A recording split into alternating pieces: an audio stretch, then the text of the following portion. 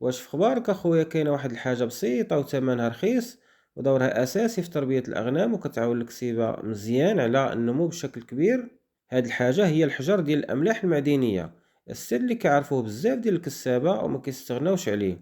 وانت اللي يلاه بادي ما رادش ليه البال. قبل ما نكملوا، انا مصطفى من صفحه داروود الفلاح، كنقدم مواضيع للفلاحه والباديه. الى عجبك المحتوى ديالي خلي لي متابعه. الأملاح المعدنية ماشي حجرة عادية كنحطوها في الكوري والسلام، بالعكس هي مكمل معدني مهم وضروري. كيعاون الأغنام ديالك تعوض العناصر اللي ناقصة في الماكلة والجسم ديالك يحتاجها باش تكبر وتبقى في صحة جيدة. ومن الفوائد ديال هاد الأملاح المعدنية فتح الشهية، إلا كان الخروف كياكل مزيان غادي يكبر مزيان. الأملاح كتساعد على فتح الشهية، وهذا الشيء كيخلي الخروف يستهلك كمية أكبر من العلف بشكل طبيعي. الفائدة الثانية تسريع النمو وزيادة الوزن. ملي الجسم كيلقى المعادن اللي محتاجها كيستافد من العلف بشكل أفضل، والنتيجة نمو وزيادة في الوزن في مدة أقصر مقارنة بالحيوانات اللي عندها نقص في المعادن. الفائدة الثالثة تقوية العظام.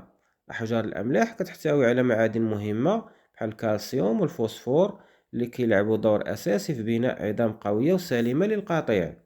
الفائدة الرابعة تحسين الخصوبة سواء عند النعجات أو الخرفان. التوازن المعدني كيساعد على تحسين الخصوبة ورفع فرص التلقيح والولادة. الفائدة الخامسة تقوية المناعة. نقص المعادن كيخلي الحيوان ضعيف وأكثر عرضة للأمراض، أما ملي كتكون الأملاح متوفرة الجسم كيولي أكثر مقاومة والمناعة كتكون أحسن. الفائدة السادسة دعم إنتاج الحليب بالنسبة للنعجات المرضعات، وبالتالي دعم تغذية الخريفات الصغار بشكل أفضل. طريقة الاستعمال سهلة بزاف. حط حجرة ديال الأملاح داخل الكوري وسط المجاور أو في بلاصة ديال السرحة، وخلي الغنم ديالك تلعق منها حتى تاخد الكفاية ديالها. وأهم حاجة ديما وفر الماء نقي، حيث استهلاك الأملاح كيحتاج الماء بشكل مستمر. الخلاصة، إلا بغيتي الأغنام ديالك تكون بصحة جيدة، نمو أفضل ومردودية أحسن، ما تنساش تعطيها أحجار الأملاح المعدنية.